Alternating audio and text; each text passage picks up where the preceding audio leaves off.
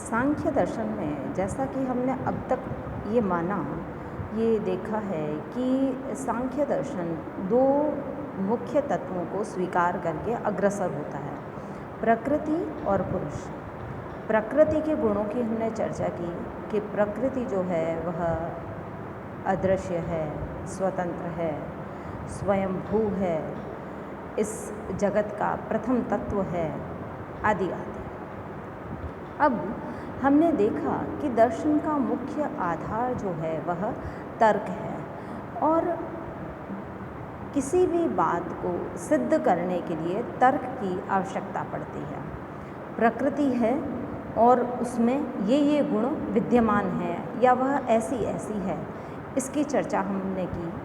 परंतु इसके संदर्भ में हमारे पास में तर्क क्या है कि प्रकृति है और उसमें अमुक अमुक गुण हैं या उसकी अमुक अमुक विशेषताएं हैं। जब हम इसकी ओर दृष्टिपात करते हैं तो हम एक चीज़ देखते हैं कि किसी भी सिद्धांत को पुष्ट करने के लिए तर्कों की आवश्यकता होती है और प्रकृति की सत्ता को सिद्ध करने के लिए हम जो तर्क देते हैं उसमें सबसे पहला तर्क यह है कि जगत की वस्तुओं को हम जब देखते हैं तो हमें पता चलता है कि जगत की वस्तुएं जो है परतंत्र हैं, सीमित हैं और सापेक्ष हैं।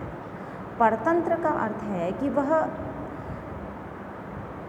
अपनी सत्ता के लिए स्वयं पर निर्भर नहीं है। कोई भी वस्तु अपने होने के लिए, अपने अस्तित्व के लिए किसी अन्य वस्तु पर आधारित है। सीमित है, इसका अर्थ है कि वह तीनों कालों में वस्तु विद्यमान नहीं है। वह आज वर्तमान में है, अपने निर्मित होने से पूर्व उसका अस्तित्व उस रूप में नहीं था और एक समय आएगा जब वह वस्तु नष्ट हो जाएगी। और सापेक्ष होने का अर्थ है कि उसे किसी न किसी अन्य वस्तु की हमेशा अपेक्षा रहती है। तो हमने ये देखा कि जिस प्रकार से रात है तो दिन भी है, सुबह है तो शाम भी है, उसी प्रकार से जो परतंत्र, सीमित और सापेक्ष वस्तुएं हैं वह स्वतंत्र, असीम और निरपेक्ष चीज़ की ओर संकेत करती है। अतः वह वस्तु, वह चीज़, वह सिद्धांत प्रकृति ही हो सकता है और वह सत्ता प्रकृति ही है। अब हम ये देखते हैं कि जगत की जो वस्तुएं हैं उसमें हर वस्तु में तीनों गुणों की सत्ता विद्यमान रहती है, सत्व, रजस और तमस। सत्व गुण जो है वह गति का परिचायक है, रजस जो है वह प्रेरक होता है और तमस जो होता है वह बाधक होता है। अर्थात इनमें जगत की वस्तुओं में सुख, दुख और उदासीनता का भाव रहता है और यह जो भाव है वह त्रिगुणमयी प्रकृति से आता है, क्योंकि प्रकृति की सारी वस्तुएं जो है वह सात्विक, राजसिक अथवा तामसिक है, क्योंकि ये तीनों गुण मिलकर ही प्रकृति के स्वरूप को निर्धारित करते हैं। आगे जिस तर्क की हम चर्चा करते हैं वह तर्क सांख्य के सत्कार्यवाद, उनके कारणता संबंधी सिद्धांत पर आधारित है।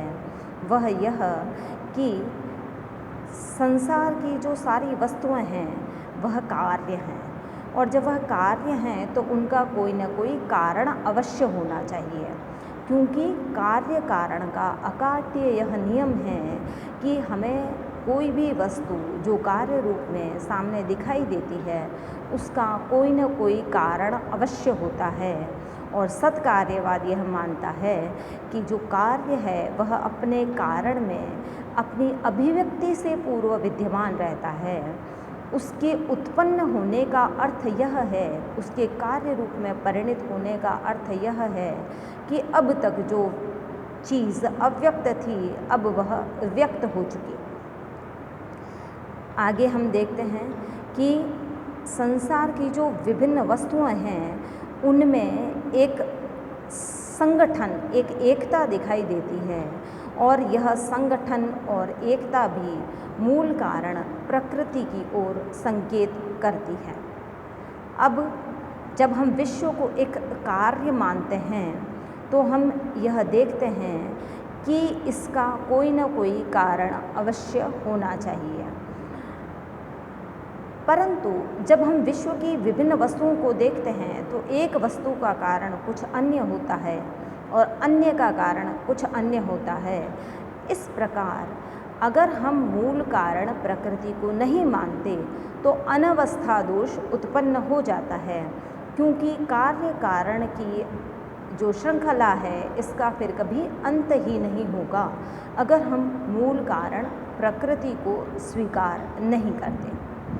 एक अन्य तर्क की भी हम चर्चा करते हैं, वह यह कि कारण और कार्य में तादात्म्य संबंध होता है। जैसे उत्पत्ति से पूर्व जो घड़ा है वह मिट्टी में विद्यमान रहता है और जब नष्ट हो जाता है तो वह पुनः मिट्टी के रूप में परिवर्तित हो जाता है।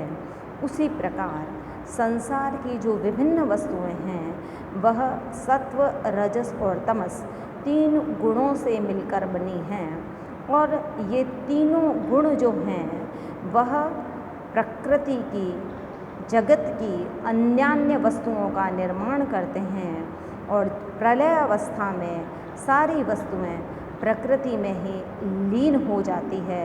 इसे ही हम आविर्भाव और तिरोभाव भी कह सकते हैं।